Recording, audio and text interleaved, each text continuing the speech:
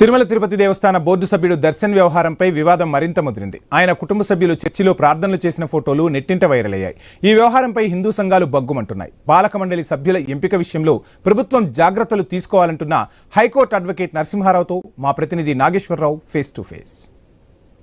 ఏదైతే రాష్ట్రంలో అతి పవిత్రమైన దేవాలయానికి సంబంధించి టీటీడీకి సంబంధించిన దేవాలయంలో ఏదైతే టీటీడీలో ఏదైతే మెంబర్ టీటీడీ బోర్డు మెంబర్ ఎవరైతే ఉన్నారో దర్శన్ అని అతని కుటుంబ సభ్యులు చర్చికి వెళ్లారన్న ఫోటోలు బయటికి సోషల్ మీడియాలో ప్రచారం కావడంతో రాష్ట్ర వ్యాప్తంగా హిందూ సంఘాలు అయితే ఆందోళన చేస్తున్న పరిస్థితి అయితే ఉంది. ఆందోళనకరంగా ఏదైతే హిందూ మతానికి ఏదైతే ఈ యొక్క అన్య మతస్థుల ప్రచారం వల్ల ఇబ్బంది కలుగుతుంది, దీనికి సంబంధించి కూడా ఏదైతే దర్శన్ అనే వ్యక్తి టీటీడీ బోర్డు మెంబర్ గా ఉన్నప్పటికీ కూడా వారి కుటుంబ సభ్యులు చర్చిలో ఏదైతే ప్రార్థనకి పాల్గొనడం వివాదాస్పదమైన పరిస్థితి అయితే ఉంది. ఈ అంశానికి సంబంధించి మనతో మాట్లాడేందుకు అడ్వకేట్ ఉన్నారు, ఆయన నరసింహరావు. ఆయన అడిగి అసలు ఏమనుకుంటున్నారు ఏంటి అనే అంశం అయితే తెలుసుకునే ప్రయత్నం చేద్దాం. సార్ చెప్పండి, ఏంటి అసలు ఇప్పుడు టీటీడీకి సంబంధించి దర్శన్ అనే వ్యక్తి వాళ్ళ మిస్సెస్ ఏదైతే వాళ్ళ కుటుంబ సభ్యులు ఏదైతే చర్చిలో ప్రార్థనలో పాల్గొన్న పరిస్థితి అయితే ఉంది. అక్కడ గతంలో కూడా చూసుకుంటే ప్రస్తుత కూటమి ప్రభుత్వం ఉన్నది కూడా గతంలో జగన్ ప్రభుత్వాన్ని కూడా విమర్శించిన పరిస్థితి. టీటీడీకి సంబంధించి అన్యమత ప్రచారం జరుగుతుంది, అక్కడ అలాంటి జరగకుండా చూడాలని కూడా గతంలో ప్రతిపక్షంలో ఉండగా కూటమి నేతలు కూడా అందరూ చెప్పిన పరిస్థితి. ప్రస్తుతం కూడా ఇప్పుడు కూడా అలాగే జరుగుతుంది అనేది ఒక ప్రచారం జరుగుతుంది. ఏంటి అసలు మీరు చెప్తున్న నిజమే, కానీ ఇక్కడ మనం ఎంతమంది ఎన్ని రకాల స్టేట్మెంట్లు ఇచ్చినా ఎటువంటి పోరాటాలు చేసినా గత కొన్ని సంవత్సరాలు బట్టి తిరుపతి దేవస్థానం యొక్క ప్రతిష్టను దిగజార్చే పద్ధతులను వెళ్తుంది, కానీ అన్ని ప్రభుత్వం వాళ్ళు నిలబెట్టే ప్రభుత్వం అయితే కనబడటం లేదు.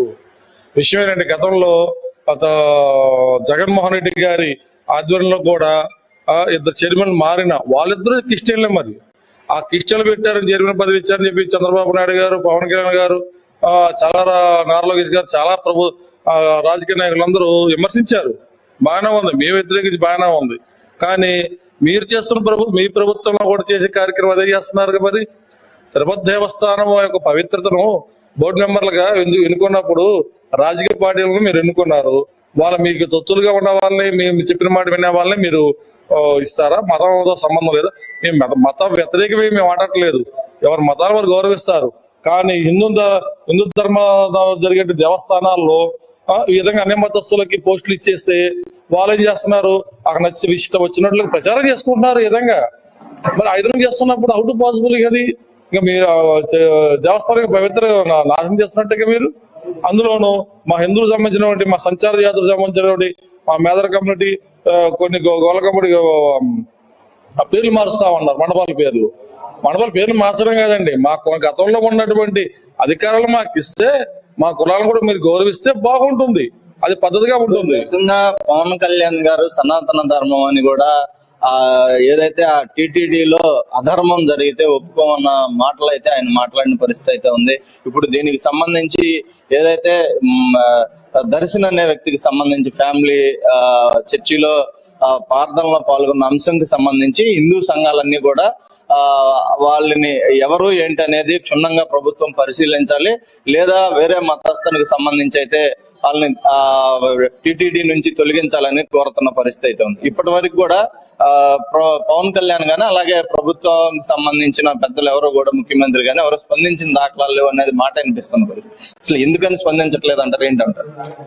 ఈ దర్శి అనే వాళ్ళకి ఏంటంటే వీళ్ళందరూ తెలుగుదేశం పార్టీకి, ఉమ్మడి ప్రభుత్వానికి కొమ్ము కాసే వాళ్ళే, కానీ వాళ్ళకి హిందూ ధర్మం మీద ఇటువంటి స్పందన ఉండదండి.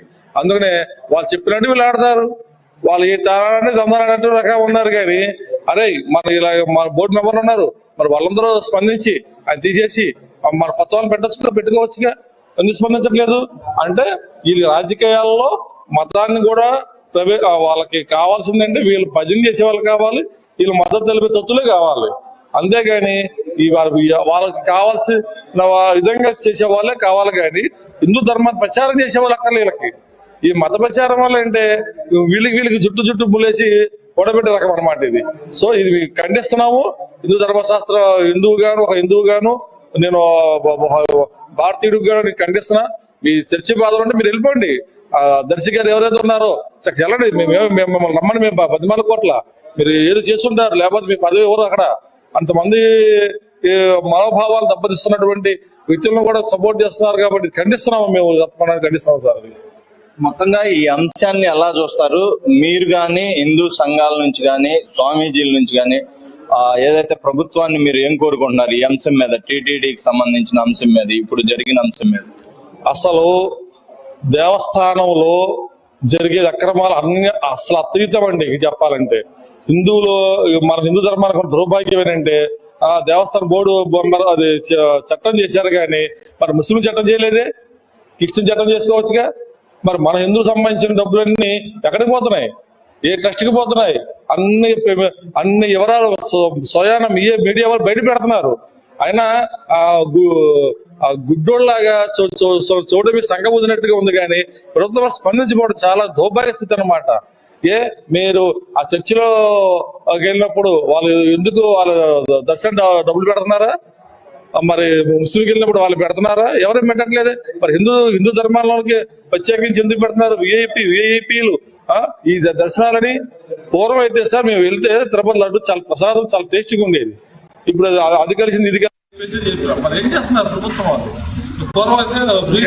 ఎందుకే ఇప్పుడు అసలు మీరేం కోరుకుంటున్నారు? మన ఏదైతే హిందూ సంఘాల తరఫున కానీ మీరేం కోరుకుంటున్నారు ప్రభుత్వాన్ని? ఈ ప్రభుత్వం వాళ్ళు స్వామీజీలు కానీ ఎంతో మంది ఎన్నో రకాల గోడి రామచంద్ర యాదవ్ గారు కూడా కుమ్ము నుంచి పాదయాత్ర నడుచుకుంటూ వచ్చి ఆ తిరుపతి మెట్ల కలిగి హిందూ ప్రక్షాళన చేశారు. పవన్ కళ్యాణ్ గారు చేశారు.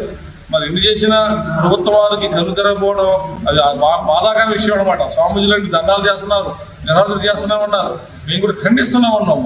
కానీ ఇంత చేస్తున్నా మీరు పట్టించుకుపోవడం చాలా దౌర్భాగ్యం. కాబట్టి ఇమ్మీడియట్లుగా ఎవరైతే అతను ఉన్నాడో అతను ఇమ్మీడియట్లుగా తొలగించి వేరే వాళ్ళు కొత్త వాళ్ళు పెట్టేటవి కాకుండా ఇంక నుంచి హిందూ ధర్మాన్ని పాటించి 100% పాటించే వాళ్ళకే బోర్డు మెంబర్గా ఇవ్వాల్సిన కోరుకుంటున్నాము. అంతేకాదు ఈ బోర్డు మెంబర్లో ఒక హిందూ స్వామీజీ కూడా ఇస్తే బాగుంటుంది. ఎందుకంటే స్వామీజీల స్థితిలో ఉంటే కనీసం కొంత మీరు ఏ చేసినా అడ్డుగా ఒక ఆయన స్పందించడానికి కూడా బాగుంటుంది. ఇది మాత్రం మేము దృష్టిలో పెట్టుకోండి. సేవ చేయడానికి మేము సిద్ధంగా ఉన్నాం. మాలాంటి చాలా మంది ఉన్నాము. మీరు సహకరిస్తారని మీకు ఇంకోటి మంగళగిరిలో కొంతమంది ఉన్నారు కానీ తిరుపతి దేవస్థానం వాళ్ళకి దృష్టి కూడా తీసుకెళ్ళడం స్పందించట్లేదు. అక్కడ తీసిపోతాం. ఓకే, దేవాలయం ఆరాధ్య దైవం వెంకటేశ్వర స్వామి దైవ దర్శనం సంబంధించి కూడా అనేక ఆరోపణల నేపథ్యం ఉంది. అయితే అన్య మత ప్రచారం జరగకూడదు అనేది ఒక తీర్మానం ఉన్నప్పటికీ కూడా అక్కడ ఉద్యోగుల్లో కానీ టీటీడీ బోర్డు మెంబర్లకు సంబంధించి కానీ ఈ అంశాలపై అయితే ప్రభుత్వం క్షుణ్ణంగా పరిశీలించి ఏదైతే నిర్ణయాలు తీసుకొని హిందువులకి సంబంధించి ఆ టీటీడీలో గాని ఆ ఉద్యోగాలు గాని అవన్నీ కూడా కేటాయించేలాగా ప్రభుత్వం చర్యలు తీసుకోవాలి. అదే విధంగా ఏదైతే సనాతన ధర్మం అన్నట్లుగా మీరు చెప్పిన విధంగానే ఈ యొక్క టీటీడీ గాని ధర్మకర్తల మండలి మొత్తంగా కూడా ప్రారంభించాలి. ఆ విధంగా ఉండేటట్టుగా అవకాశం కల్పించే విధంగా టీటీడీకి సంబంధించిన గౌరవ ప్రతిష్టలు దెబ్బతినకుండా అయితే ఈ ప్రభుత్వం చూడాలని కూడా అడ్వకేట్ ఏదైతే హైకోర్టు అడ్వకేట్